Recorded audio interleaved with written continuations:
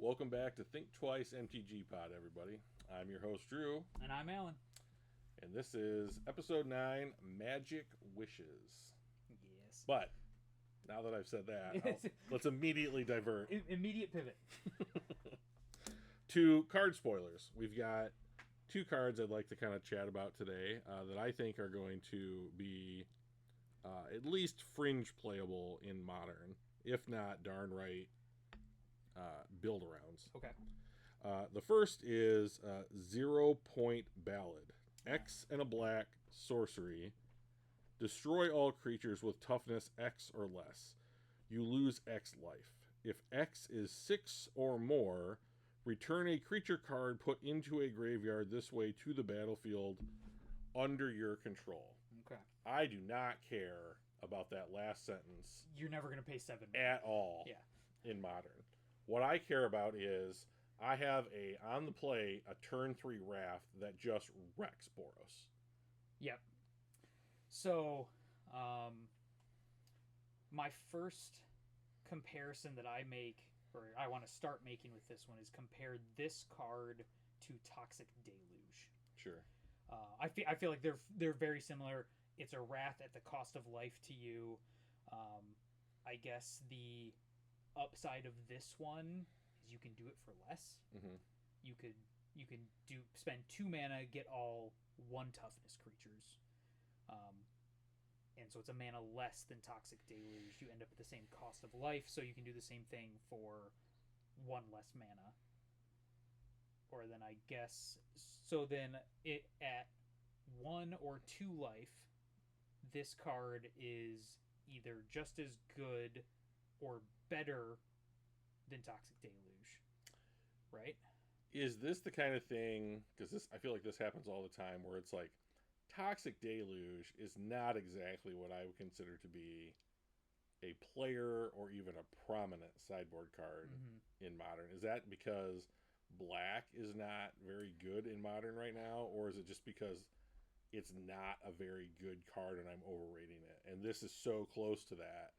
I think where we see those like small sweepers, because nobody plays like true board wipes anymore. There's no Wrath of Gods, Damnation's not being cast. stuff floating around. So it's of these smaller versions. The ones we see are the red ones. We see Pyroclasm and the new one Fire Magic.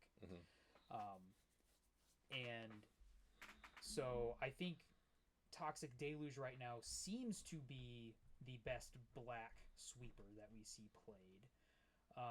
The one thing I wonder in the true comparison, because this card to me seems on a similar level.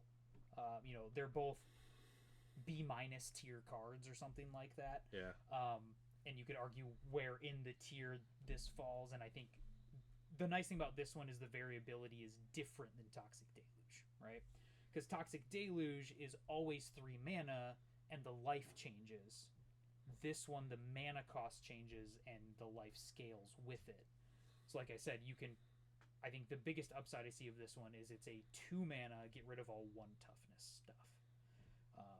Which is things like Bowmasters, Ragavans, Ocelot Pride tokens, Ajani tokens, like lots of things, even just in the Boros range that you were already talking about. Your prominent X1s in Modern. Right? So it can do that a turn sooner, which I think is big upside. The thing that I think sometimes will be a decision between do I play Ballad or do I play Deluge is that Deluge is -X, and so it gets around indestructible creatures or whatever. And this is destroy creatures that meet a certain criteria. Yeah.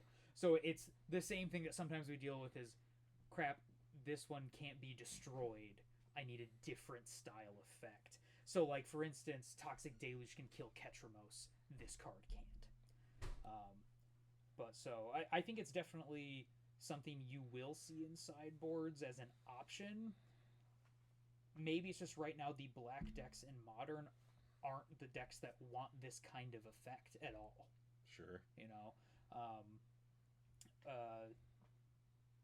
It's been a while since we've done an episode. I was on vacation for 2 weeks, and I came back, and all of a sudden it's like, oh, like there's a bunch of decks with a card that actually I'm interested in, and we'll hopefully be able to play soon. Cecil Dark Knight. Oh sure, So Spike's been crazy about that. That's a cool one. And like they've been talking about, like, oh, it allows you to now have 2 good 1-mana black threats. Yeah. So Nethergoyf and Cecil. You can look at the same thing as seeing like Guide of Souls, Ocelot Pride, DRC Ragavan. It's like, oh, the thing we've talked before, the rule of 8 is now in effect. It's not the exact same creature, but I have a powerful 1-mana play that I can see much more often because I have 8 of them rather than only 4. And they want to do somewhat similar things, and yeah, right. You know, like they scale pretty well, and Yeah. like they can be game enders if not checked. So maybe if decks like that become a little bit more prominent, that would then be a black deck that might want to play a card like this one, and so then we could see it show up. Because you're right, we don't see Toxic Deluge very much, and I think it's just because the cards that are running black and want that kind of effect often have access to red. Sure. And I think the red effects are probably a little bit better because Pyroclasm doesn't cost me life. Right. You know? And Fire Magic, the one that I've been liking recently, can be an instant. And so even if I spend 3 mana to do 2 damage, I can do it at instant speed, which is better than sorcery speed. It is. Strangely enough. Shockingly. So. I don't even know what that card is. Oh, Fire Magic? So it is, and I'll pull it up here for viewers as well. So it's from Final Fantasy. And so it's a single red mana for an instant, and you choose an additional cost. 0 is it deals 1 damage to each creature. If you pay 2 as an extra cost, so 3 total red, and then 2, it deals 2 damage to each creature. And the one you're never going to do is if you add 5 to it, it deals 3 damage to each creature. Yeah. So you're never gonna do that. It's either 1 mana, 1 damage to everything, or 3 mana, 2 damage to everything, but all at instant speed, which is a premium thing for That's the interesting. sweepers. Yeah. So I've been playing this one recently, or at least putting it in sideboards. I haven't played it much. It over Pyroclasm at the moment. So. I mean, I like the idea, like especially like in the prowess decks, or like I guess a better way to say it is in the Corey Steelcutter decks. Yeah. Like, how's it? So that if you had Corey on the board, and you put this on the stack for 1, and say you're playing Boros, you're probably going to get a lot of their like left up blockers. Yeah. You're going to get a trigger, but then that trigger is going to resolve before the spell's going to resolve, so it's going to kill that monk token. No, not if you attach to the Corey Steelcutter too. It becomes a 2/2. That card is so fucking sick. Yeah, the card's great. So I think an option. I don't think Ballad is like going to be like a modern changer. It's not going to like change the landscape. Black is back. But definitely, I would not be surprised if it said, oh yeah, this is the sweeper I put in my sideboard.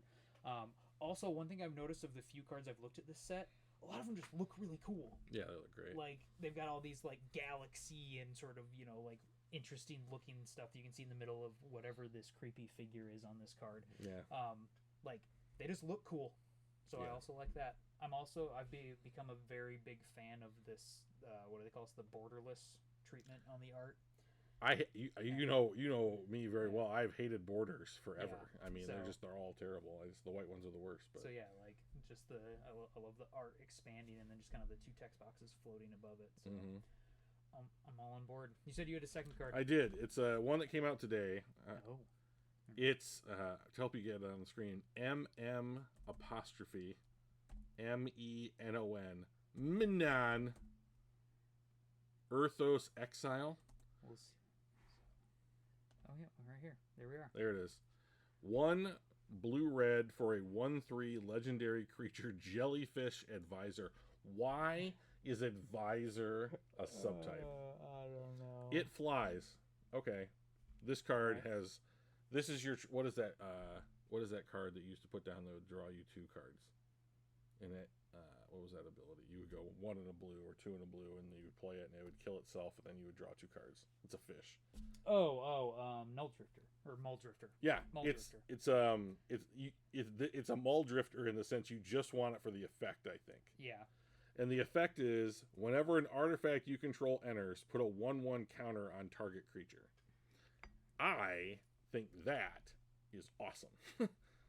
Because there's so many good ways to get artifacts that enter. Tamiyo attacking. Urza's Saga. The fact that we have Mox Bauble as a foundation for a lot of deck types. The $1,000 combo of those 8 cards you need to have to run a deck. If you put this, I mean, I'm sure there's a place for this in affinity lists. You know, maybe it's not necessary to do it, but like, if you are able to put out a number of small creatures, and if those are artifact creatures, you're playing. They effectively say now, like, you get to go put a 1/1 counter when this creature enters. So long, just because you put an artifact on the battlefield, and like there could be maybe not infinite combos, but like, oh, I was able to do 3-4 artifacts.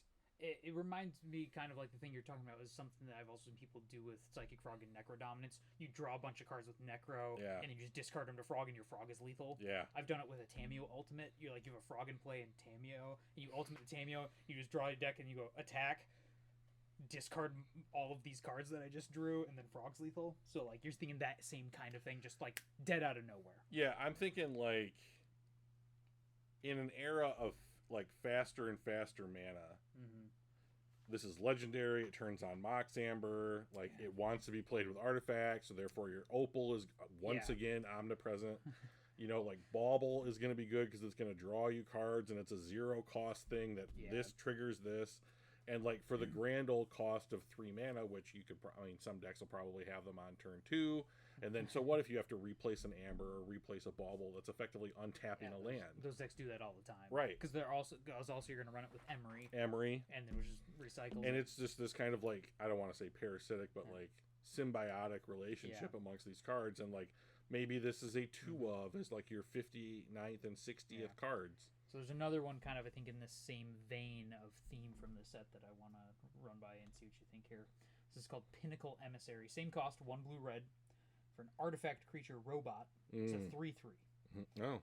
So it says, whenever you cast an artifact spell, create a 1/1 colorless drone artifact creature token with flying, and this token can block only creatures with flying. The thing that I think makes it really interesting is it has a new ability from the set called Warp. Oh, yeah. So this is, if you pay the Warp cost, you cast it, and then you exile it at the end step, and then you can cast it from exile on a later turn. So it's kind of like you get to borrow it for a turn. For its effect. Basically. And basically for its effect, because it doesn't have haste, so it's not going to attack ever with the Warp. But you're going to get its effect for, generally you get it for cheaper. I think maybe you always get it for cheaper. I haven't seen all of them. But then you also don't lose it, and it's just there for later, kind of like an adventure. So this one warps for a red or a blue hybrid. A single? Yeah, single blue or red hybrid mana. So what I'm thinking you can do, say we've got this setup where you talked about you just have 12 0 mana artifacts. Even on your first turn. Yeah. Land. Tap. Warp this. Yeah. Let's say you have 1 of each. You go Bauble, Mox. That's 2 1/1 flyers, right? That's 3. 3 1/1 flyers. 3 1/1 flyers. On turn 1. Plus, then now your Opal creates more mana, so now you cast something else. Sure. And like you're off to the races. Are we talking? I mean, like, I don't know that it's, but like that. You know what that feels like to me is that feels like old school Affinity. Yeah. Like Metalcraft Affinity. I'm looking up Kappa Cannoneer here. Oh boy! So improvise. Artifacts can help cast a spell. Each artifact you tap after you're done activating mana abilities pays for 1. So you got to have 5 other things. So the thing you've warped is an artifact. Yeah. You get 3 tokens of it, which are artifacts. You need the Mox Opal to tap for mana, but you have the Mox Amber and the Bauble. You can turn 1 Kappa Cannoneer with that this. would be. So what would Kappa Cannoneer be on turn 1? Kappa Cannoneer then is a 4/4. Its ability immediately makes it a 5/5 with Ward 4. So you would have a 5/5 and 3 1/1 flyers on turn 1, and that's what your whole hand basically. Probably. You have 1 card left. Yeah, right. But like so yes, it is the magical zone. Actually, I don't think you need all 3 artifacts to. Maybe you do need all 3 artifacts to do it. But anyway, like thinking about it, so I wonder if you can have it too. So land, tap, warp the thing, play 2/0 mana artifacts. One of them has to be Mox Opal. I don't care what the other one is. That makes two. Well, as soon as you play the 3, 4, 5. So you're one off if you only have 2/0 mana artifacts to play. So the odds of you turn one Kappa Cannoneer are very low. Well, what are the odds of with one fetch land, and if that's your one land, the odds of having threes, if you had 12 0-drop artifacts at a minimum, what are the odds of having 3 of those in your opener? Yeah, I don't know. 3 out of, because it's 1 out of 60, 1 out of 59, 1 out of 58, right? Those are the odds. Well, no, because you have 12 of the 0 mana artifacts. Oh, so it's 12 out of 60, 11 out of 59. Okay. Yeah, we'd have to pull up some sort of hypergeometric calculator, and I don't know if that's. I'll tell you what, that makes me want to pull the calculator up. At some point. But like, just the fact that that's possible. I'm gonna start. What is the name of this card? So this one, the one we were on, is Pinnacle Emissary. We got an email expiring, so I can be like, leave this the fuck alone. Yeah, don't bring this in, dude. Just let it be. Let us have something here. And then, so like you do that, and then also guess what?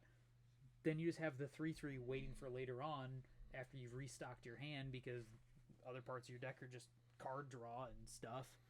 And it's blue and red, which are 2 of the best colors of Modern. So, hooray! Like, same kind of vein in this one. Like, I think Warp is one of those abilities that is going to end up being. Yeah, there'll be 2 or 3 effects that are just amazing. It's going to be like Delve. Yeah. Where all of a sudden it's just like, oh, if it has this, you should pay attention. Because. Oh, it's like we see it at some point in the future. Yeah, or like it's like, oh, like take another look at all cards that have this thing because it is essentially a cost reduction. It's just that you're getting the cost reduction for the ability, not for the body. So like you're not going to have a Warp Gurmag Angler. Sure. Because it has to have something you're doing otherwise. But it's definitely like an ability that's like, oh, I need to really, really think about what you can do with this. Because this one's like, all right, as a 3-drop, fine.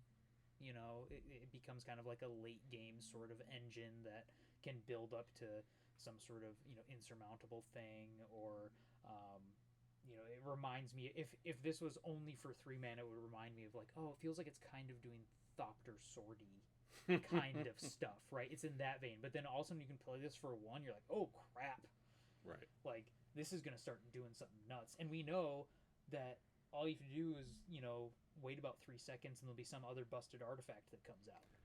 They cannot help themselves. They can't. They really can't. So yeah. Anyway, yeah, that was fun. I haven't really looked at many of the other cards because trying to like absorb a whole set is a lot. So I usually wait for spikes like, this set's coming out, here's 30 minutes of the things I think could affect Modern, and I'm like, okay, this is a digestible chunk of this format. Right, yeah, because he just goes through all the crap that isn't actually anything and says, okay, you don't have to worry about most of this. Yeah, he knows all the shells, so it's like, this is where this fits in these shells. Yeah, and there's always 1 or 2 cards that sneak through that he didn't include or whatever, but that's fine, he did most of it. Yeah, I mean... I'm never trying to... Good job on the 85%. Yeah, I'm never trying to jump the gun on the format and be like, no, I'm going to find it before anybody else does. It's like... The cards I'm always aware of are the same ones that everybody's aware of, and it's like, yep, that's going to be a good card. Cool. Yeah. We'll see. So, yeah, I let other people do all of that innovating sort of stuff. Nice. Yeah. So main topic? Yeah, I think main topic. I think we're ready to move. So we put a lot of in-depth thought. Minutes, whole minutes, entire minutes into considering if we had 3 wishes to change Magic only, Magic the Gathering, what would we want? Do you want to start? I'll let you start. You immediately had something you wanted. I know exactly what my first one is. I have hated this thing almost since we started playing. So, like, to set this up, when we first started playing and we were like, I bought everybody starter decks. Yep. And we made a vow that we would not buy cards to improve the starter decks. And it lasted almost no time at all. Yep. Okay, so then once we started adding cards, we did, and we were learning the game, and we learned like, oh, there's like a professional level of this. Yeah. I started watching what, I now know was Pro Tour 2015. Yeah. And I could not, and there was a blue-white Drago deck Mm-hmm. that even Flock played that he won the tournament with, and I could not figure out how he was casting cards on his opponent's turn. Because it looked like he was doing something and then just untapping and doing something And then he would else. untap and do something else, and I was Yeah. like, that's fucking cheating. How is he doing that? Yeah, like, what do you And mean? that was my big, I don't understand what's going on right now in Magic moment. Yeah. Now I do it as almost like an unconscious level play. Yeah. But I learned about the Pro Tour. Mm-hmm. And then I started watching the Pro Tours, and like we used to have a lot of really cool Saturday or Sunday mornings Yeah. where we would hang out, grab coffee, play Magic for hours, and we would have SCG invitationals, Yeah. on watching those, and like. Right. And here's my big bitch about professional level Magic, especially at the Pro Tour level. My first wish: you are not allowed to be a part of any kind of team to prepare for this level of tournament. You can prepare on your own. You can have your own thoughts and ideas when you go to a Pro Tour, but you cannot get into a house with some of the best players, hack the format, and then have 8 to 12 people all go in on the same deck. Yeah. And I think we would have better play, and I think it would be more diverse, and we would not have homogenous top 8s. Yeah. Yeah, because it feels like, especially back in those days, for people who aren't aware, they used to do the Pro Tour, one Pro Tour for every set, and it was like 2 weeks after the set released. Yeah. And so it was like just enough time for people to acquire cards. Mm-hmm. And so often what you would do as the, I'll use the term from the dive down, the casual spike like we are, you would just wait for the Pro Tour to happen before you figured out what deck you What's wanted the to point? play or buy cards or Trickle whatever. down Magic economics. So yeah, it was like, okay, cool. There isn't a rush. There wasn't the thing where where you're like, oh, I've got to pre-order cards to have them as soon as possible, and especially now that if you wait till after a set's released to get new cards, by the time you get your new cards, the next set's out. And so it was like, okay, we're getting the cards, we're starting to kind of learn the cards, and there would usually be SCG events or something like that opening weekend, and people would be like, this is just the first idea I threw together, and you're always like, is this actually what the format's going to be?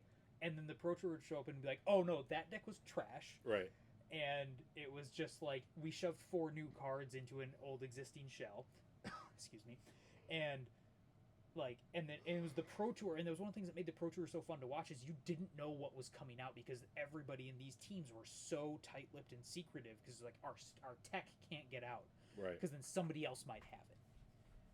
But then it was really fun to see, like, okay, what's the deck? Like, they'd open round 1 and they're like, we've got something for you, everybody. And we're like, okay, let's see what we got.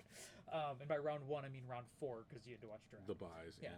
No. Oh, Pro right. Pro Tour was no buys. That was GPs. Oh, that's right. Yeah. But anyway. Oh, the buys were terrible. But you had to watch the draft format. And so then it's like, you saw it, and all of a sudden you're like, oh, look at this deck. And very often, you're right, there would be like one team is like, oh, this team has this deck, and like, out of the 7 of them playing it, 5 of them are, in contention for top 8, and 3 of them make it. And it's like, oh, okay. Yeah, like, congrats, you guys did a good job building this deck. But often that deck ended up not being actually a big power player or even the best thing in the format. And just good for that tournament. It was just good because nobody was prepared for that angle. Right. And it was like, oh, we didn't bring the 2-mana removal spell that can kill the big demon.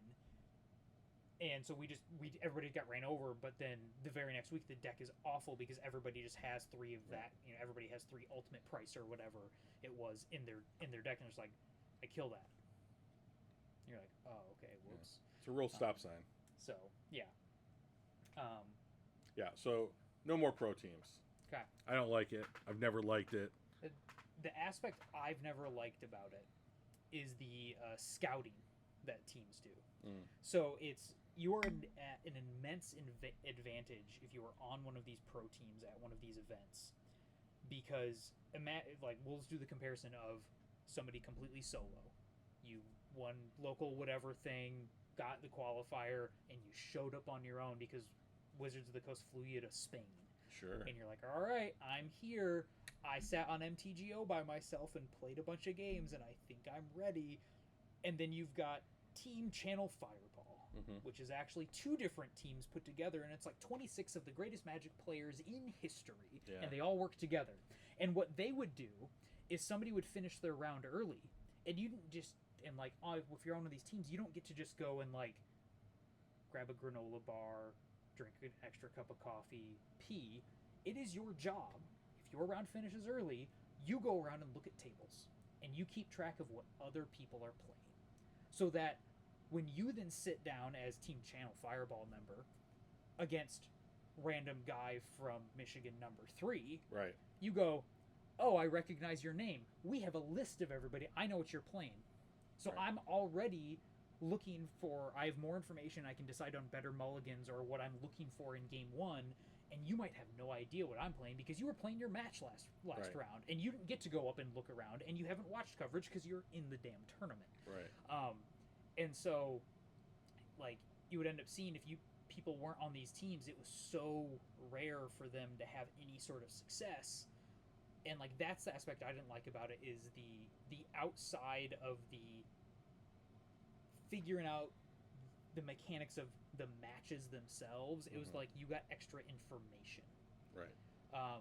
Which is why they started shifting in certain tournaments to something I know you also don't like, which is open deck list. Oh, it might be on the wish list. Yeah. But it was in order to be like, okay, we're trying to level the playing field for people who don't have that advantage of just like, well, you just have 20 people who can scour the tables and just look over people's shoulders and be like, oh, this is table 12. I can look and see who's on table 12. It was this person. They were on this deck. This person, they were on this deck. They all have access to the master list. So you check your matchup and see, oh, I'm playing against this person. And on your way to the table, you go, okay, I'm playing against this deck. Cool, I'm ready. You know, I understand why they had to go to open deck list, because you couldn't go the other way, which is the better way in my opinion. Yes. To get rid of the practice. Yeah. Because if you're scouting on Team Michigan 3 or whatever, you know, and like you're going and you're scouting and like you're looking and you're writing shit down or whatever, and you know, a judge comes over and says, I think that you're scouting, you're DQ'd from the tournament. Yeah. You know, you can't prove that guy's scouting. Well, because then what would happen is people would just have their buddy who didn't qualify for the Pro Tour sitting watching coverage and making the list, and you're just like, no, I was just scrolling on my phone, you know, and it's like, okay, maybe you didn't get everybody, but you got enough. And you're going to get then the people that are doing the best in the tournament, so the ones you actually have to worry about playing. So you're right, I think there isn't a good solution to go the better way. Right. But, so I just, the whole, like, it feels bad. Like, so I always have kind of wondered, like, are the pro players good because they have, I want to use the term, like, industrialized, like those tournaments, like to where like they figured out the format and to become good, or are they just good players who have an extra advantage? I think there's definitely some of both. Yeah. Like, because obviously they were good players because they none of them started out in that spot. Like, they all did something to get the recognition for then the team to say, hey, do you want to join us? Because now we think you're good enough, right? But they had to get to that point. But I think, like, when we look back to, especially pre-COVID, like, the pro system, and you had, like, the platinum level pros that got appearance fees and they were just perennially these guys, and they never had to worry about qualifying for pro tours and things like that because they were just up there. I think the ability to stay up there was definitely propped up by this team system, the industrialization, as you called it, because you had something to lean on that would, you never had to worry about going into a tournament as one of those guys and being like, my deck was just a complete miss. Right. Because you had the hive mind of your team working together, be like, something's going to be good enough, or I didn't necessarily have time to sit here and test X deck against all of these matchups, but you did, and we just shared all of our data. Sure. And so now I know I get the benefit of all of the work you did plus all of the work I did. So then if you think about it that way, we could also be like, well, you tested deck A, I tested deck B. We compared data and then said we should both play deck B. Right.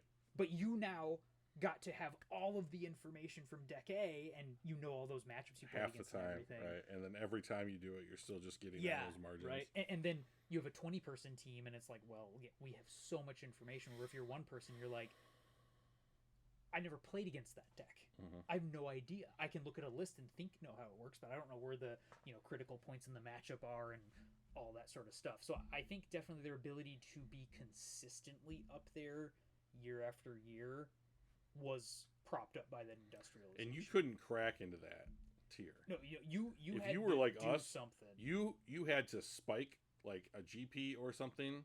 Yeah, you'd just show up to a pro tour and be like, I kicked everybody's teeth in. Yeah. And then maybe did it a second time, and then they were finally like, okay, you're not a fluke.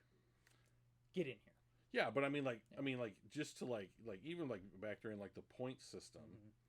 Like, how are you and I going to get enough points to be Yeah. in those? I mean, it Yeah, was impossible. you It had was to a be a glass grinder. ceiling. Yeah. Well, and then like another point of that is back when they had this point system. If you were a platinum level pro, every GP you went to, you had 3 buys. Yeah. So you started the tournament 3-0. Yeah, and it's like, so at max, it's a 15-round tournament before you cut the top 8, right? Yeah, so you only So played you're- 12 rounds. Yeah, so you only had to do 80% of what everybody else had to do, Yeah. and you're better than them, and you have better Yeah, information. you're better. You have better information. You're better rested because you didn't have to show up to the tournament hall until noon. So I've gone to a couple GPs. Yeah. I played 3 rounds. I'm exhausted mentally. Yeah. I had we went to, I think it was GP Detroit or maybe it was in Columbus, Ohio, for an SEG event, and I played my first round, I played my second round, and I had a Greek salad, Yeah. and those are not small. Yeah. And so I'm like full going into Mhm. round 3. So I play round 3, I get done, and I'm like, God, I am starving. Yeah. Again, I had another salad. Yeah. I mean, I can't even finish a salad. Like, if we go to a restaurant, Yeah. I'm like, they're enormous. Yeah. And I am like a cow Yeah. just taking it in. Like, you put forth so much energy thinking about stuff Mhm. that your body is just like, I gotta refuel. They don't have to do any of that. No. It's an unbelievable advantage. Yeah, and so like all of that sort of stuff just added up to like once you broke in, you were so much more likely to be able to stay, and so it made it seem like they were just miles above everybody else. And while they are very, very, very good players, I'm not taking away from any of them in their play skill, but if you leveled the playing field every year, they would not necessarily always be the exact same ones always at the top. So yeah, we can see that.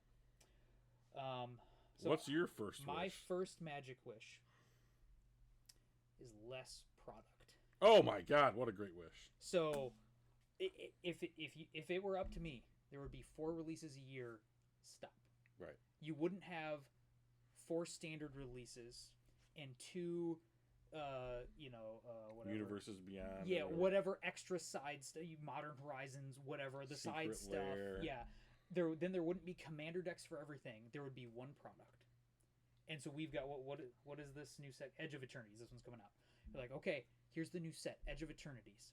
It comes in these boosters. Yeah. They come in a box. You can buy a whole box if you want, but that's it. Yeah. And so everybody makes everything out of just that, and you would get 4 sets a year, and that's it. I would love that. Yeah. Because I'm so sick and tired of Commander Mm-hmm. keeping the individual card prices higher. Well, and the fact that like the thing that gets me with this and why I want them to just put everything together, because you make commander only releases, but then you specifically seed cards into other stuff for commander or for whatever. There's no reason the card that Yeah. we talked about, the second card that I Mhm. wanted to preview, there's no reason for that card to be a legendary creature. Yeah. The only reason is so that you can use it as a commander. Yeah. And like so why do you have a commander only release of stuff and then also put commander stuff in other products? Right. If this is the standard release, put in only stuff that was designed for standard. Right. Don't then seed other stuff to make it like if you want to make everybody buy the same product, just make one product. What was that fucking bird's name? What They bird? Oh, got Nadu. banned. Nadu. Yeah. Right. And it's like, yeah, that when they talk about like, oh well, that was meant to be a commander card. Like, no. What's it doing in Modern Horizons 3 then, bro? Yeah, and like if it's legal and modern, it's a modern card. Yeah. It also happens to be a commander card and a whatever of anything, a legacy card and anything else that this set is legal in. But just make it so like every card is legal in everything as long as it meets the date cutoff and it isn't on a banned list. Sure. Like it's so much cleaner, and you could just be like, oh, legacy is everything. Sure. Except for here's this banned list. Modern is everything starting in this, going forward. Pioneer is everything starting in this. Commander is anything you fucking want. Right. You know, and like it would just I crave the simplicity, and also this year especially, we're getting 6 regular sets this year. Not 4. We're getting 6 because the 2 that are Universes Beyond, Final Fantasy and Spider-Man, Oh, that's right. were originally supposed to be the supplemental sets. But then they decided to make the change to make all the Universes Beyond standard legal, and so we're getting. I think it's 6 sets this year that are just regular release. Not to mention the Commander product, the secret layers, the special this, the this that thing, and whatever. And then also, guess what? Like, I think it would actually make as a business model for Wizards, it would make things simpler, easier, better, because then you don't have to be like, well, how much of this product do we print and how much of this product do we print? Mm-hmm. Just like we know generally how much product we sell, print that much of this product. It's the one thing everybody wants. It's super easy to distribute. How many do you need? Not, oh, do you need some of this and some of that, and this only goes to these types of stores and this only goes over here. Like, there's so much of that in our world that we see everywhere. Everything is like specialized release. This is only available here. This is the special for this group of people. And I'm like, does that actually make anything better for any company? Or is it just now more work and more effort? It's more marketing. It's more developmental team member hours. It's more people you have to pay to develop and put this stuff out and manage it. Compared to, we have one product. It takes X number of people to print this product, to package it, to ship it. Well, but it's only the one product. So you show up and say, hey, I need Magic product. You're like, all right, this is what we got. How many do you need? Sign the paper. Here you go. Bye. I agree that that's what they should do. I would like it if I would also love it if I went to McDonald's and there wasn't 37 things on the menu. Yeah. Like, everything is just so much. If there was like 9 things, I'd be like, okay, cool. I know what I'm getting. But yeah. The reason they do this shit, especially Magic, is because Magic has to make up for all their other fucking product lines that aren't profitable. Yes, yeah. Because it's not Magic only. It's Hasbro saying, here's our one profitable entity. Milk it. If we don't come out with a new version of D&D, if Legends of the Five Rings doesn't work out, Transformers, yada yada, Yeah. all this other stuff. If it's not profitable, Magic has to make up for that so that at the end of the year, Hasbro is in the black. Yeah. So it just sucks. I really wish Wizards of the Coast could get themselves out from under Hasbro's that'd be so great. boot and just never gonna happen. Like, we're just because Hasbro has the control of you, so you can't just be like, well, we're the only profitable thing, we're just gonna leave. Right. Because they're like, no, we own all of your assets, and it's like, well, shit. Like if somehow Magic could like end up getting enough stock share in order to have like some kind of majority power block on their board of directors. Yeah, right. But so that's my first Magic wish, is just less product. There's too much stuff coming out too often. I remember when we first started playing that, like, spoiler season felt like you waited for it. Like it was.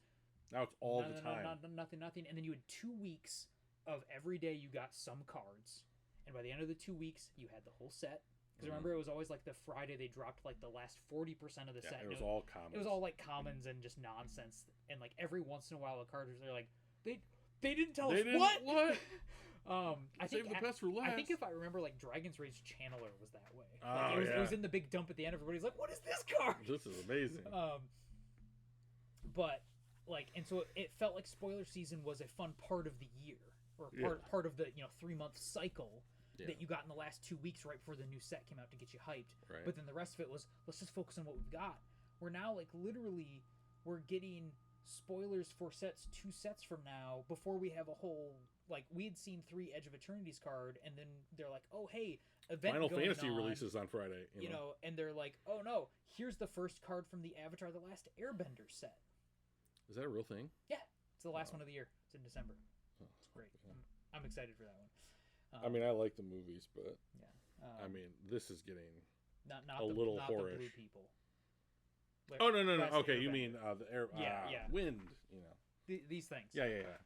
Oh, of course. Obviously, I'm excited for this. I'm more excited about that. Yeah, Okay, yeah, because so that's good. we got the Avatar Aang card during, like, I think it was one of the RCs or whatever. You know, someone asked me about that the other day. I mean, he hasn't played Magic in a while, and I got hired into my job, and I mentioned that I play Magic, and he was like, "Oh, so what do you feel about like having like Spider-Man and like Godzilla and that kind of stuff?" And I was like, "I care about what the card does."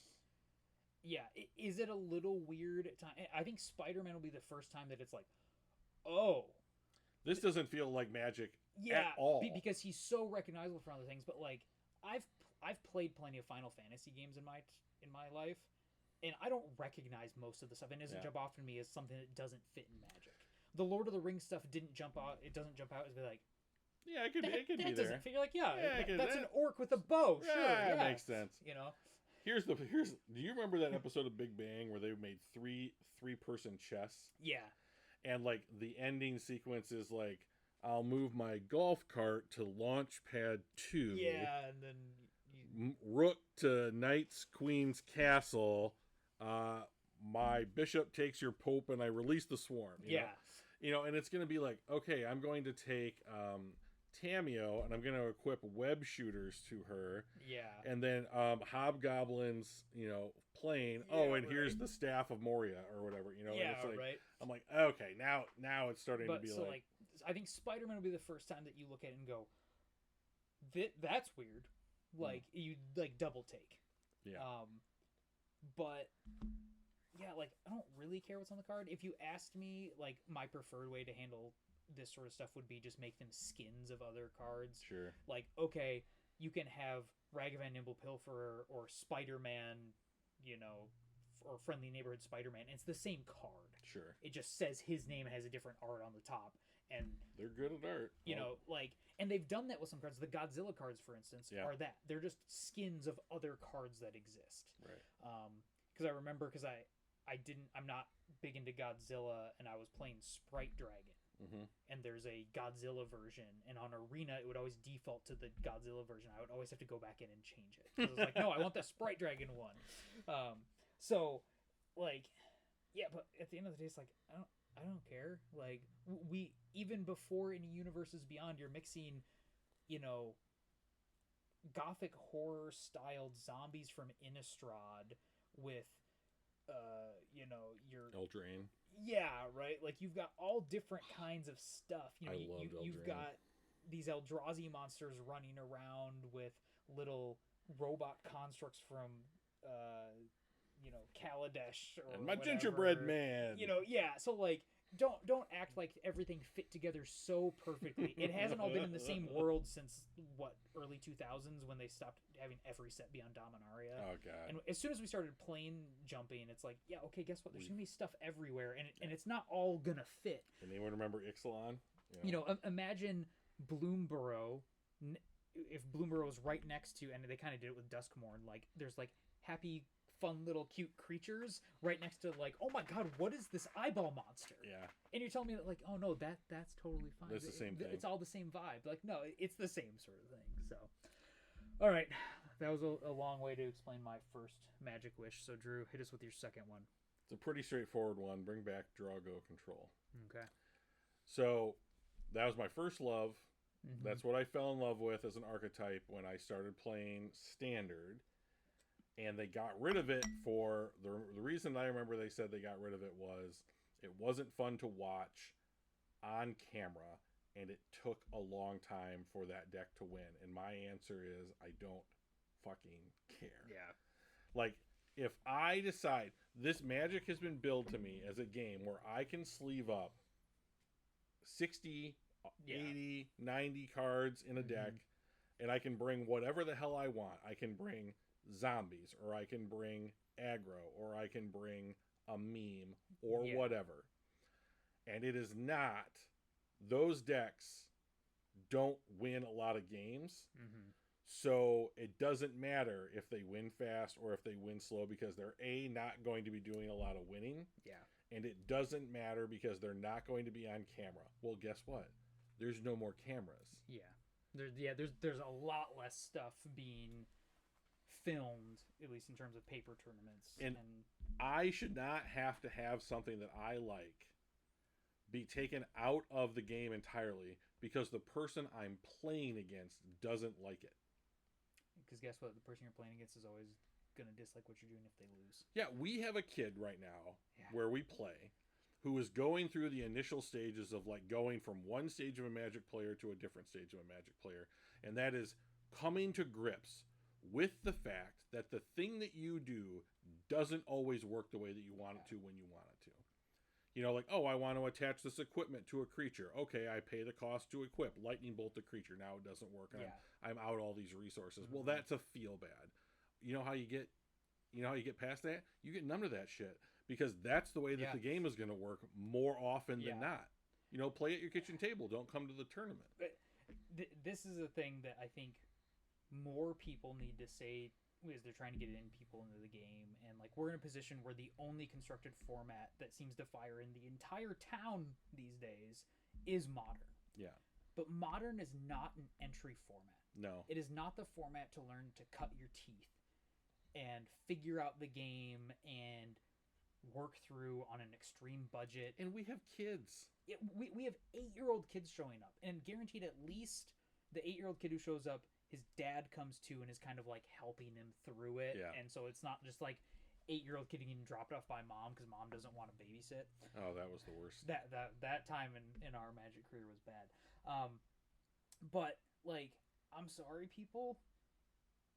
You know, and I totally don't fault our game store for not saying this to people, but it should just be like, this isn't an event for Modern FNM is not an event for people just acquiring the game or who are not prepared for this format. Yeah. It is not going to be a good experience. We had...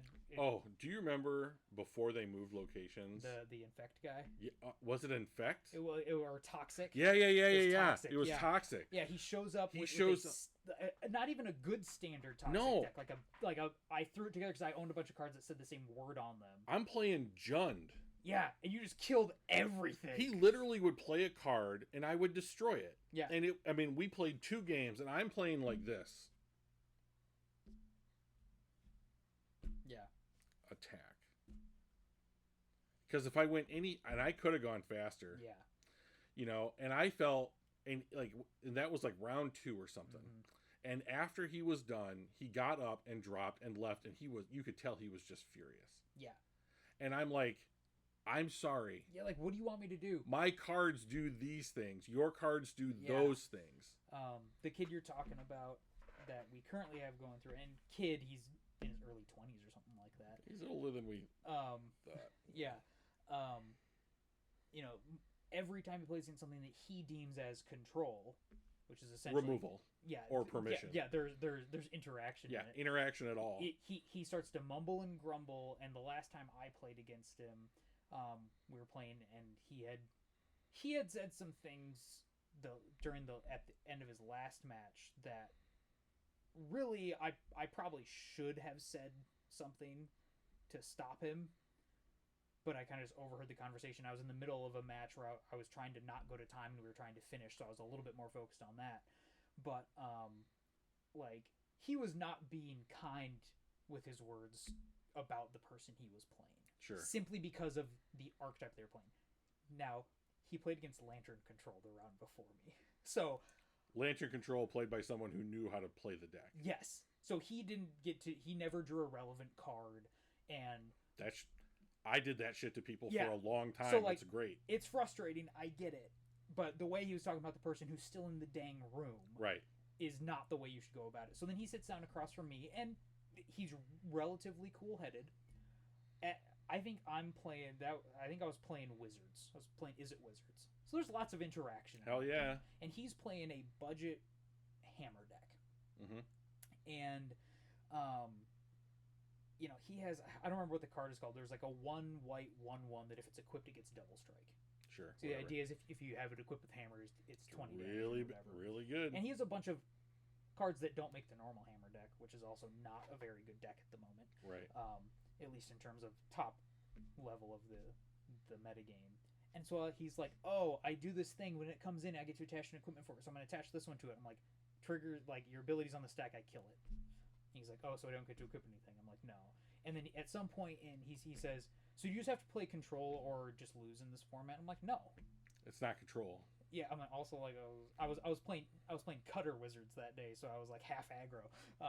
But anyway, like, and he's like, well, it feels like it, and I'm like, well, like, this is what the game like, actually is. And like, so I started to have the conversation. He didn't really want to hear it, so I didn't push it. But I was like, it's just learning how to play against something different. You have to play differently against a deck that is trying to do what I'm trying to do than you have to if I was playing an aggressive deck on the other side. And the problem is that to play against a controlling deck, you have to be patient. Right, and people don't like to be patient. No, they didn't like to be patient then either. Yeah, and it's the same reason why Drago Control gets dropped is because people are like, it's not fun to play against. I'm like, well, it's because you don't know how to play against it. Right, and no one's willing. No one wants to come off their play patterns. Yeah, the reason why I know how to play against, and actually I find it fun to play against Control X, is because I played against Drew for years. Who was just like, I'm just playing Blue-White Control or Esper Control forever. Yeah. And so I'm like, all right, I have to learn how to do it.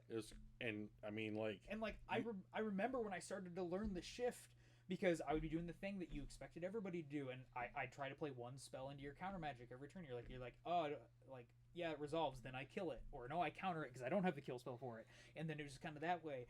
And I started just going land, pass, and you're like, what? Now what do I do? And then it got to a turn where I'm like, okay, play my 6th land, play a 2-drop, gets countered, play a 2-drop, gets killed, play a 2-drop, and you went, fuck. Yeah, now it's stuck. Yeah, because they're like, now you have a threat. Now I have to dig for an answer, and then you spend the next turn, I'm going to spend 4 mana to use my draw spell and scry 2 and draw 2 or whatever. And you're like, I didn't find it there, and I have to do this thing, and I'm like, swing. Right. And I got a hit in, and it was like, oh! Yeah. And it's like, okay. And then you know what? And because of that, I learned how to play the deck differently, / better, / more efficiently. Yeah, and like it's called growth. Yeah, I remember watching a lot of, control mirrors, and like the commentators would be talking about like, okay, in game 1 of the control mirror, you fight over the card advantage. Yeah. Because you have so many dead cards that you just need to stop the important cards, and so if they can't dig for the good cards in control, you're left with a bunch of removal spells that don't do anything. They're like, but then you go to the sideboarded games and you let all of the card draw spells go. And it's just somebody is eventually going to be a point where somebody misses a land drop and the other person doesn't. And then you're like, okay, now I can interact twice to your twice interaction. And so I can go threat. You try to stop it. I interact. You try to stop it. I interact. You're out of mana. I'm not. And I had more mana. So my threat plus my 2 pieces of interaction got me through. And you're like, now my Planeswalker just takes over the game. And it takes 14 more turns to win. But I ride this advantage. And and there's no reason that anybody can tell me as to why that is any less valid than any other matchup strategy back and forth. And it's because I think this goes for our entire world. People don't want to work for the things they want, or like they think they need, especially when you're playing a hobby. I get it, but people just want it. And it's whether it's, I'm a teacher, so I deal with teenagers all the time, and I can tell you, and I'm sure we were all this way, but nothing is ever because they screwed up. It is, this person did this, it's this person's fault for this thing, this happened, and they'll be playing a game, and they'll be like, oh, well, this person had to be hacking. That's the only reason I lost. And it's like, or you just got outplayed. Get better, dude. Like it's fine, but and so it's like all these things. People don't want to have to go through the hard work. They play a game because they like the way they feel when they win Magic, and when they don't win Magic, it's doesn't make them feel good, so they don't like it, so they say get rid of that. But it's like, this is a zero-sum game. 50% of the people who sit down walk away unhappy. Right. Every time. Every single time. And in fact, it's probably a little bit more than that because nobody's happy when they draw. Right. So like, I used to like when I played decks like Lantern Control and Draw-Go Control because and like in some of those things, like I would be taking game actions on time when you're supposed to or whatever, but I would try to extend the game because if we have to share 50 minutes in paper, yeah, and I burn up 30 minutes of that in game one, and if I win that game, I'm so advantaged yeah, to win that match because you got to win 2 in 20 minutes. yeah, and you don't win fast. You also generally don't lose fast, Right. Because you're like, I'm willing to bleed this until you get me Wrath. every single life Yeah. point down. So you might win eventually, but I'm gonna make you earn it. Mhm. Yeah, and so yeah, anyway, so we on to my number 2. Number 2, So Drew has prepared a list because, as we mentioned, he I had these put at the, extensive thought. you said wish, and I was like, oh, I yeah, got some. Yeah, he was ready to go. I think my second wish is I just wish the game was cheaper. Sure. Like, if you made cards max out at $15 a copy, I think this game would be so much better off. You know, Wizards maintains that no Magic card costs more than 1/15 of whatever a pack of Magic is worth. Mm-hmm. And I'm like, I understand why you've chosen this. Yeah, because legally they have to, otherwise it's gambling. But you're they can't sell wrong. it in many states. Yes. Right. Oh, by the way, I had a conversation with a person in our play group about what constitutes gambling. Oh yeah. Magic is anytime that you're playing a game and the result Mhm. can be some kind of monetary benefit, and there's no predetermined way to win. Yeah, and I think like, I wonder if the legal definition of gambling has to do something with chance. Sure. But there's randomness in the deck, so there's chance. Yeah. a pro card player would say that there's skill involved in Texas Hold'em. Yes. And someone who watches someone who doesn't play, is going to say that's a chance based. Well, the difference being a chess tournament has never been classified as gambling, even if you have to pay to enter. Oh, sure. Right, because there is no chance in it compared to poker. Sure. Like there's a random factor. All the variables around the board. Playing a football game does not classify as gambling. If you're playing in the game, they are not gambling. They are competing because even if there's chance, it's not. They are affecting. But the if we're outcome. playing fantasy sports based upon that game, then we are gambling. Yes. So like that. Anyway, legal distinctions. That's not what we're here for. Oh, dude. But the best kind of correct is technically correct. But like, and even some of our close Magic friends disagree with me on this because they have a collection, they want it to maintain value. But I'm like, if the point is that I want to be able to play this game because I enjoy playing it, I want as many people to be able to play it as possible. Yeah. And Mox Opals being $180 does not help anybody. No one's Magic collection is worth anything. Yeah, unless you're actively trying to sell it. If you sell those cards, then it becomes worth something. A house has value because you can borrow money against the house. Right. You cannot put your Magic collection up and get a loan from a bank. You would have to have some serious Magic cards. I mean, and it would have to be appraised, and it would have to be like I can open up my Mox field, and it'll tell me the value of my Magic collection. Well, because you've pared it down so far that you can do that. Well, no, but like if you just put cards into collection, it like Mox field tells you here's the monetary value of your collection. But it doesn't have that value because nobody would pay me that much because it's taking what Card Kingdom is selling those cards for. They're not going to pay me that for it. I'm not going to go through the effort to sell it. Some of my cards are not in absolute perfect mint condition. Right. And also some of them I'm not looking to sell, so they don't have that monetary value because I'm not a retailer. Right. Right. And it's like don't treat your hobby as your investment.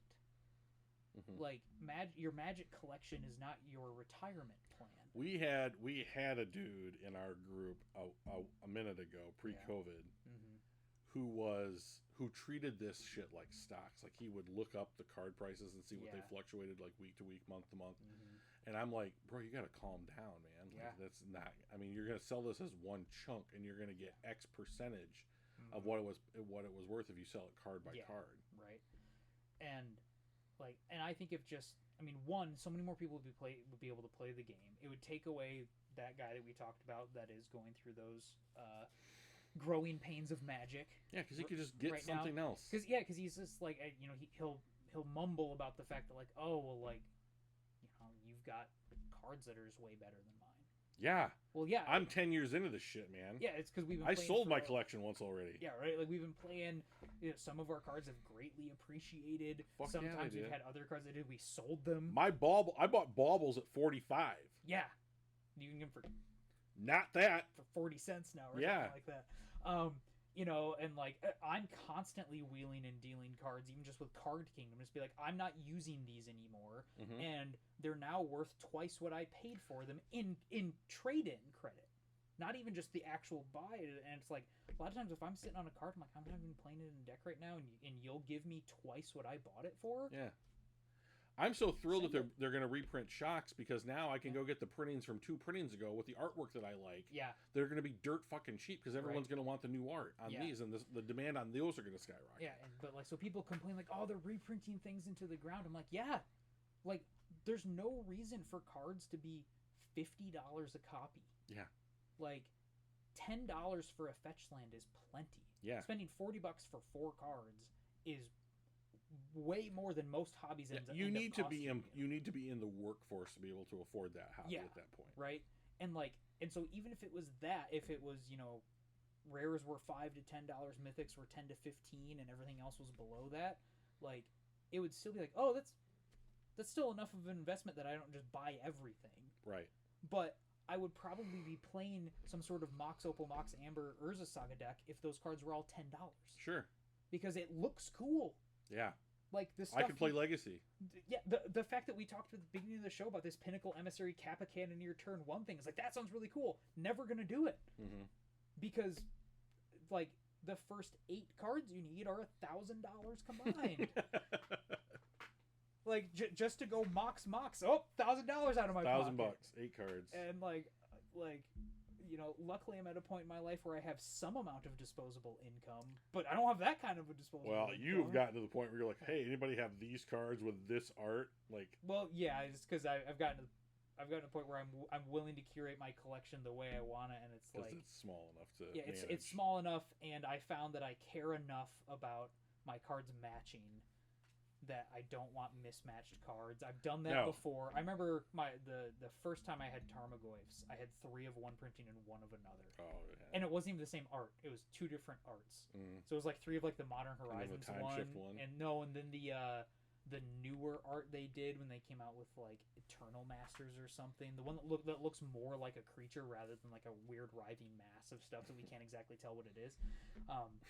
And so it was blatantly obvious, but I was like, this is the only way I could get Tarmogoyfs. And it was Yeah. like, I got them from the case in the store with store credit for like the last one. I was like, give me that. Sure. Like, it's the 4th one. That's what I need. I can play it. But, you know, Back when Tarmogoyf was played. yeah. But we got Cosmogoyf coming now. All right. But, yeah, so I think just, if we could just make the game, I'm not saying you have to make it so it's dirt cheap and there's no way for anybody to make some money on it, because then we don't have game stores and we don't have online retailers and whatnot. But if the game was just much more reasonably priced, more people can play more stuff, and I think then you get better experiences because people aren't locked into one thing simply because they have it and they want to play, but this is the only deck I can play because it's the only deck I have, and I can't afford to have a different deck. And you know, The format pivots, like, and like Yeah. what you is good one week may not be good the next Right. week. And so, you know, and it makes it much more palatable for people to get in the game, to stay in the game. Like, the whole reason we left Standard is because the financial burden of keeping up with rotation and how fast Yeah, the when you were metagame coming out changed. of Jeskai Black or whatever that shit was, and Yeah. standard decks were like $1,100-$1,200. Yeah, like, that's insane. And then it rotates, and you're like, I gotta go do something new. And I was like, I don't know Yeah, about like, this, man. imagine being a person who bought Jace Vryn's Prodigy for $100 a piece. Oh my god. And then it rotates and it's worth pennies. Yeah, you know? and then you can't sell it Yeah, because nobody wants it anymore. Right. Because it's not worthwhile. because it's not good in any other And, format. you know, and neither of us played Jeskai Black or anything, but like, what we got out right before COVID, so like Throne of Eldraine or whatever was around. Yeah, Like, I definitely didn't play Strixhaven or Yeah. Kaldheim or any of those. yeah, so I know we stopped playing Standard basically right as COVID hit. So I think Ikoria was the first COVID set. But anyway, like, so even then it wasn't that kind of expensive, but it was still just like, I don't want to try to keep up with this because also the metagame shifted so fast that you needed to be getting cards immediately. Yeah. And you just couldn't. So, all right, wish number 3, Drew. I wrote down Modern needs to be play tested, but I think as I think about it, what I really think I mean by this is that their play testing, the way that they go about their play testing needs to change.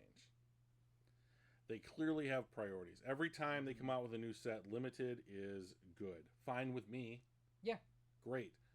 Then they come out primarily with they design sets for formats that sell packs. So you're talking standard and commander. Yeah. Fine with me. Yeah. It makes sense. We get it. You're a business. But what it also means to me is like if that takes up 80% of the time, fine. Mm-hmm. But when you come out with a set that is targeted at a specific format, whether it be Pauper, which I don't think they've ever done, they have, but or like no Legacy, right, or Modern, and Yeah. that's the one I care about because that's the one that I play. Mm-hmm. So like if you come out with that kind of like Nadu made me so angry. Yeah. Because it's like, okay, I understand that Commander sells stuff, but why do you have a Commander subset of Modern Horizons 3 that you like people can get? And then you're worried about how the card functions in Commander. Right. Like, Yeah. And then why is it that like every other creature is legendary now? Mm-hmm. You know, and like, okay, fine. Like, you could sell me on the reasons as to why those changes get made. I can't be sold on in our modern, aimed at modern players, and those sets are the core of what the. It literally says Modern in the set. Yeah, like, it is, and like, not only was it like targeted for us, mm-hmm. but it has pushed out other sets, Zendikar, Ravnica Block, yeah, which used to be the core sets of like what you Zendikar, built modern decks. Ravnica were like, this is if you're going to Yeah. build a modern deck, you need cards from these sets. yeah, And Modern Horizons 1, 2, and 3 replaced those sets as what Yeah. constitutes the core yeah, of the modern format. mm-hmm. So when you stick something in there and it like was clearly meant to be something else, or if it didn't get tested and there was a change late in the process, which that has now happened multiple times. yeah, Like, to me, those kind of mistakes need to be like, we have made a change after the send to printers date or whatever, mm-hmm. or whatever that line in the sand is. yeah, Those cards need to be taken out of the set and then put into a bucket to work on next set. yeah, And you need to have a backup like Divination or Lightning Bolt or yeah, just basic something. artifact, whatever, that you can just put into the slot Yeah, so that it can go and have cards made. And like, okay, so it's like the 501st card out of the 500 cards in the set or whatever it is. I don't care. But don't put the fuck up that wasn't even meant for the format, that's a mistake that came in too late, that didn't get tested, yeah, into the format and then have it fuck a whole bunch of people. I don't go to RCQs. yeah. I don't care about that level I of don't play. think did we ever see a Nadu in RFNM? We did for 2 Oh, weeks. that's and right. then that's everyone right. made a gentleman's agreement not to play it. Yeah. But yeah, so like, I mean, but like one blue white 2/3 ETB Reflector Mage yeah. wasn't tested in standard. Took the format over. It's an uncommon. Mm-hmm. Yeah, and it's just like that sort of stuff. And you know something that I think would help with their ability to playtest? If there were less cards released. Yeah. Wish number 1, Yeah, grants you or wish number 3. You gotta, Yeah, like they've got to be too so big. stretched Oh, because they're God. trying to do too much. and you have to be creative, and then you have to like be able to do. You have to be able to do the limited stuff. You have to be able to do the standard stuff. And then it's like you have 5 or 10, even if it's like 15% of the entire workforce's time. Like, I've always maintained the cat and the planeswalker combo, Saheeli. Oh yeah. Like, the reason that they have given, like, I like Mark Rosewater fine. His podcast is a fucking propaganda machine for like, we have never made a real mistake in the entirety of the whole fucking thing. So like, when you are telling me that the minds who make Magic, they have hired on dudes like Michael Majors, who was a grinder. Yeah. He is in charge of this stuff now. Yeah. You know, like you are telling me that dude can't look at those two cards and be like, oh, if I do A and then I do this, then oh, it's an infinite combo. Yeah, they just don't give them the time to be like, this reads like something that could do something. I need to search because like the thing that proves it is how quickly, as soon as we see these cards. So I remember Nadu specifically was Doomwake's. I don't know if you know Doomwake. Oh yeah, I know. Like it was his preview card. Oh, neat. And he previewed it and said, "Oh, okay, yeah, interesting card." And I wonder if and then literally people in his chat were like, "Wait, what about this?" And he was like, "Wait, hold on." Right. And like literally like live streaming, they started to figure it out that it was stupid. I mean, like, and you can't tell me, you cannot convince me, and like maybe I'm wrong. I just can't believe it. That random fucking live stream, like Doomwake is a big Magic personality. Yeah. Like he's probably number 2 behind Spike. Yeah. But like, and he's got a following in live stream, and those people follow Magic. But like, you're telling me that those people have more capacity to figure this shit out in a live stream off the cuff than the people sitting in the room making it? Yeah. At no point where someone like, I wonder if there's a zero cost equip. Yeah, right. Just does it. So yeah, it's that I don't care. I mean, if so if you don't have 6 sets a year, if you only have 4, you don't have all the supplemental product, you're going to buy yourself more time to look at some of this stuff and make sure, like, I don't need it to be great. I need it to not be terrible. Yeah, like I just need it to not break.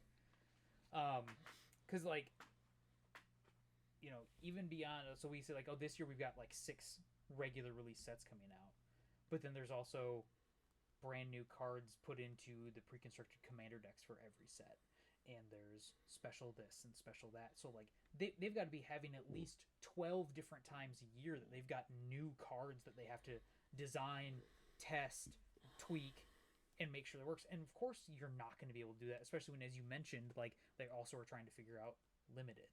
Right. And that is a whole different monster for designing cards and making things work, because you have to have everything that is in the entire format in this one set. I swear to God, and like this is a project that's way too big, but like if you took like the rules they have for the color pie and like this effect is primary, secondary, tertiary in this color, and you fed all that information into ChatGPT should be able to vomit out a limited set for you. That is the most formulaic driven shit. It feels like they got to a point where they figured out a formula for this is what makes a good limited set, and then here you go. We want a little more color fixing. We want high costed creatures. We want. Guess what? Every set there's like 10 uncommons that are dual color. Yeah. And they tell you what that color is supposed to do. We need 3 cycles. One of lands, one of creatures, one of. And you should have some overlap between the way the abilities work for certain things. So this one color combination cares about casting 2 spells on a turn. This one cares about casting instants and sorceries. Look, some of those cards will play in either deck. Look, we've made limited work. Yeah. Like there is a formula. They don't have to break it every time. So scientific. But yeah, I think better playtesting would really be great, and I think a lot of it could be reached with some other things. You don't actually have to change what they're doing and like the process. Yeah, it's not reinventing the wheel. It's just do less of it. Just get new wheels. And you have more time. Right. You don't have to manufacture more time. You don't have to hire twice as many people and incur twice as many costs. Just make less stuff, and guess what? People still buy shit. Because we're still buying it now, and it's being shoved down our throats. And it's like, okay, like, guess what? Magic players will buy Magic cards. Yeah, that's going to happen regardless, dude. Surprise! Magic players will buy Magic cards. All right, finish us off my with third number 3. wish. I should have been thinking this whole time, but it's really hard. Our conversation was so scintillating. How could you possibly? It's really hard to do both.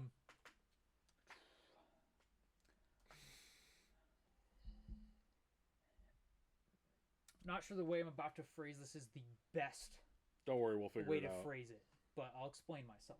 Yeah. I wish they would scale back the complexity. Interesting. So sell me. What I mean is, like, when we first started playing, there were a bunch of vanilla creatures in sets. Yeah. I remember like every single I set see. had a 2 and a green 3/3. Yep. No keywords, just 2 and a green 3/3. It might have had some flavor text in the text. Here's your troll. You know, yeah. I remember like there's one from Theros. It's some sort of like centaur dude. Yeah. And it's like, all right, this guy. And it was like commons were really basic cards. They didn't have many words on them. They were just, here's your 2-mana 2/2. Mm-hmm. It's red. Yeah.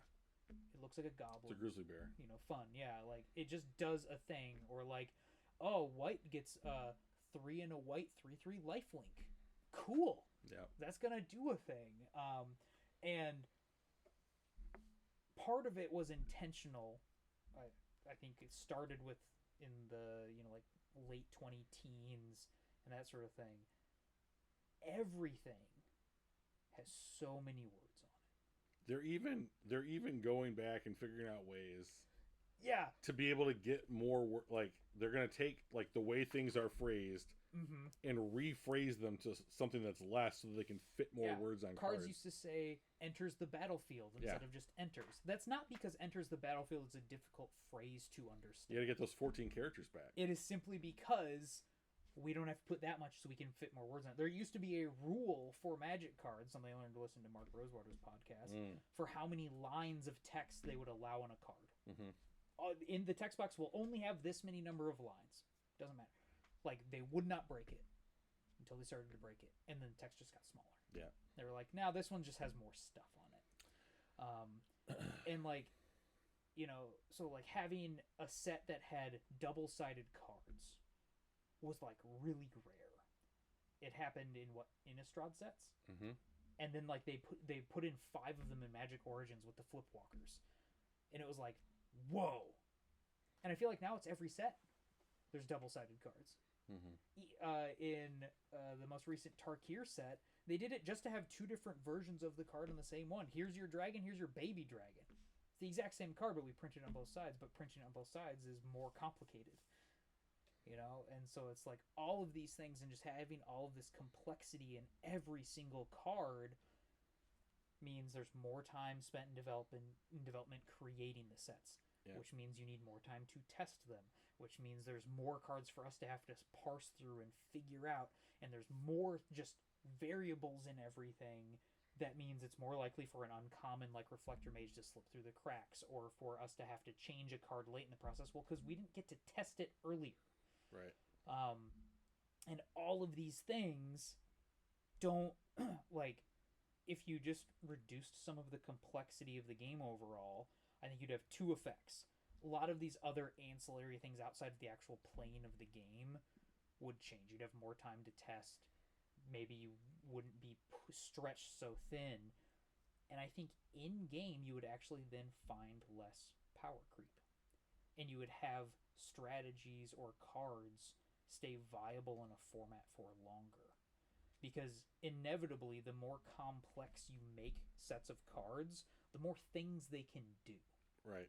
And, like, you know, we've been able to tell over our time playing the game that they've started having, like, stock, like, governors to put on cards only once per turn. Mm-hmm.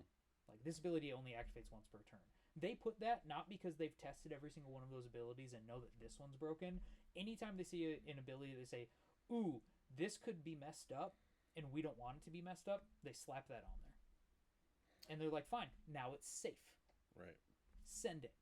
Most of the time, those cards end up not being good enough because only being able to do something once per turn isn't worth the hurdles you have to jump through for an effect. But maybe many of those things would be just completely bonkers broken without it.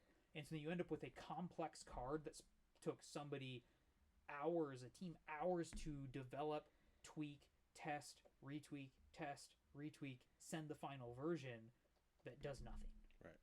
It got played in limited when it wouldn't have been broken without that little blurb of text, and never gets played again. You know, coming back to Mark Rosewater, he talks constantly about, like, Magic being intuitive for players. Yeah. And the more words that are on cards, the less intuitive it is. Yeah, because, like, even just, I still have Pinnacle Emissary up. And just, if you just look at Pinnacle Emissary, like it's just full of text. Like, look at it. Mm-hmm. It's just like it has an ability, warp. Yeah. So warp first time, so warp needs to be explained. Yep. And to explain warp, it's 4 lines. Right. It's not like trample. Because the easy stuff to do is now we I mean, this is 30 plus years we've been doing this. Yeah. And they seem to be unwilling to just reuse a thing. Right. But like, isn't there like, there's like a little like magic adage that says like every ability is either kicker or like double faced card or whatever. And like warp is just the double faced card. It's the cheap version that lasts for 1 turn, or the other face of the card is the full version of the card. Right. And so like the warp version is just an enchantment version of this that lasts for 1 turn. It doesn't get to attack. It doesn't sit around for turns. It's just there. I use it. It's gone. It's basically, I guess it's really just like a sorcery. So, like, why not just reuse more mechanics? Right. Like, you don't need to come up with a bunch of new names for these things. Like, why wasn't this just Adventure? Yeah, go back to go back to Kaldheim and pick your favorite, the one that worked for Constructed. Right.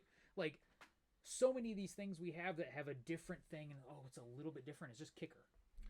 I mean, I assume that for whatever I think up, there's somebody out there that plays Magic for that reason. Yes. But if you are out there playing Magic because you get 3 new abilities every set, I would be shocked to meet that person. Yeah. Shocked. And they're just a person who sits there and likes to look at it and think it's cool to see. Yeah. But if what was that? If it was just instead of a brand new ability, it was an ability we used 10 years ago. Sure. Would you be like, oh, like guess what they never used again? Outlast.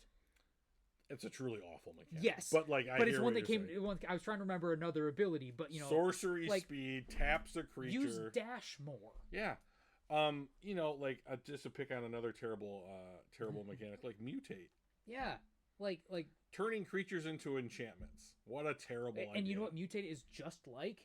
Bestow. Right. It just bestow is the enchantment version. Yeah. And so like, why do we have to rephrase it just enough so it's technically different, but it's kind of different, and it doesn't even work exactly the same. It's slightly different, so it requires its whole own set of rules. And so somebody sat there and said, we want this ability, and then they sat down with the rules committee and said, does it work? And they went through and did this. Okay, well, what if you make this tweak? Well, now we have to go back to the design and say, hey, does this still fit the thing we want? And then you go back to the rules committee and say, well, what if we do it this way? And like, it just takes so much effort. And if you just made it simpler, and like, can you not do what they did with Menace, where it was like, it was fear, and then it was intimidate, and then it was, and eventually became Menace. Yeah. And like, okay, we have figured out this concept, keyword it. Yeah. All right, cool. Like, and like, I don't understand why more terminology in Magic is not keyworded. Like, mill a card. It took so long for mill. It took mill. so long. Like, it's just mill 3. Done. That's intuitive. Yeah. When you take the terminology that players are using, and put that shit in print. And like so that those aspects are just like, every single card you make does not have to be complex. It does not have to have tons of words. Right. And just as we go here, if we have any other wrap up thoughts, I'm just gonna pull up the Edge of Eternity's set here just on the computer, and I'm just gonna start looking. I'm just gonna start as I see commons. Okay, first common, Banishing Light, 4 lines of text. Yeah, and that's one that we've seen for a long time. Banishing Light has been in Magic forever. Okay, another common, Focus Fire, 1, 2, 3, 4 lines of text. Here's one, Lux Knight Breacher, 3 lines of text. This creature enters with a +1/+1 counter on it for each other creature and or artifact you control. Okay, this one's pretty simple. Destroy target artifact or tapped creature. You gain 3 life. But like, I'm just seeing all this stuff, and then I'm gonna go back and I'm gonna find an old set in comparison. I'm just gonna scroll for a while. Hold on. While you're doing that, I have an idea for our next show. Ooh, okay. The stages of being a Magic player. Reed Duke wrote a wonderful article about this a long time ago, and Luis and tall skinny dude that does all the commentary. Sutcliffe? Marshall? Marshall Sutcliffe. Yep. They have like keys to like becoming a good limited player, which I think the Venn diagrams on those two things are like almost overlapping. I think we should take a look at that stuff and discuss. This is the life cycle of like a modern player. Like I know where I am, and I am not gonna ever end up at the final stage of what a Magic player can be, right? Like my butterfly has come out of the cocoon. Yeah, right. You know. So I pulled up Zendikar, original Zendikar. Let's do it. Here's a white common, Caravan Herda, 4 and a white, 1/5, lifelink. That is the end of the important text on the card. The rest is just flavor text. It's literally a quote. Remember when they used to have flavor text on cards? Yeah. Okay, here's another one. 2 cards later, 1 and a white for a 2/1, Mountain Walk.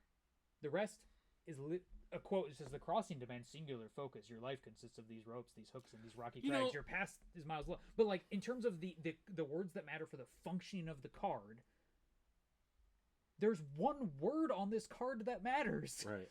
Okay, maybe the fact that it's a core matters, but like that's the thing I'm talking about is like you don't see that card anymore. Sure. Like and some of that flavor text was hilarious. Yeah, or like cool because that's how they also built in storytelling. Yeah. And there are then still some of these other things. Core Outfitter, when it enters the battlefield, you may attach target equipment you control to target creature you control. But they've already even made that shorter. When Core Outfitter enters, you may attach target equipment you control to target creature you control. But like here's an uncommon. You gain 2 life for each planes you control. Sorcery, done. Like, Pillarfield Ox, 3 and a white, 2/4. There's no ability. It's just flavor text in it. Like that is a card I would have to scroll for so long in a set file from a set today to find. Just literally a card that is just the numbers in the power toughness box. That's it. And like we just don't have them anymore. Cancel, counter target spell. There's always a cancel variant. There's always a cancel variant. And it does something else. Yeah. And like, well, just put in cancel. Do you need the variant?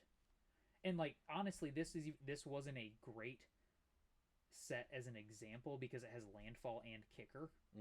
And so like a lot of them have like, okay, Into the Royal, return target non-land permanent to its owner's hand. If Into the Royal was kicked, draw a card. Right. So these ones have a whole extra sentence in landfall. Whenever a land enters the battlefield under your control, is the first 2 lines of every single one of those cards. Because even though they keyworded landfall back in the day, because they had space on cards, when it was a set keyword, and so not what do they call them, deciduous, wasn't in every set. Evergreen, that's what they call them. Yeah, there it is. Deciduous was sometimes showed up. They don't flying, they don't give the reminder text for on the card before it. But what they used to do in sets for the set mechanic is it would have the landfall, for instance. It has the name of the mechanic and the text you need to know what it does. They don't do that anymore. No, because you can't Ledger spare the Shredder word. just said whenever you cast or whenever a player casts a second spell of the turn, connive. That's going to be a keyword at some point. Right? Second spell. Didn't they kind of do it with Dragonstorm? They called it Flurry. Yeah, but I mean, it's not like trample. It's not just everywhere, but like they've already started to do it. I mean, they're clearly designing cards set by set with that kind of like subset comes thinking. up all the time, either when you draw your second card or you cast a spell. But so like they used to do this with cards because like, oh well, every landfall card, but now they just say landfall, right? And then all of the other stuff that happens. So Can you imagine getting that job at WotC, being like, all right, your job for the next 6 months is to figure out ways to get less words on cards. I'd probably That's our show, everybody. I'd probably be good at it, actually. But yeah, I'll bet you would. Yeah. So yeah, all right, we did it. We wished for wishes/rant episode. Yeah, there was a little bit of ranting, but I think that naturally comes with wishes because it's things we want that we don't currently have. Right. So we explain why we want them because we wish we had them for really good reasons. I think. So if you disagree with us, you're wrong. If you agree with us, congratulations. All right, you did it. Nice. And that's the official stance of the Think Twice MTG podcast. Nice. So, all right. Well, it had been a long time since we did an episode. So good thing we did it. You're back with a tan. Yeah, I'm just still the same exact thing. This was also an interesting one because it's the first time we've recorded an episode when we're both in the same room.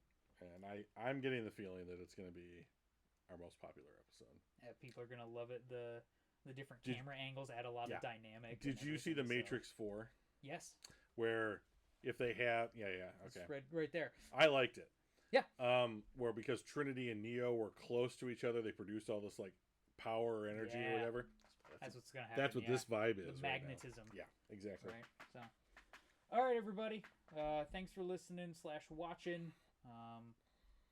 Tell us why we're awesome in comments. Yeah. Keep other opinions to yourself. Correct. I'm in that mood today, apparently. So. That's fine with me. Yeah. So, I very rarely like being told why I'm wrong. Right. So we'll catch you next time.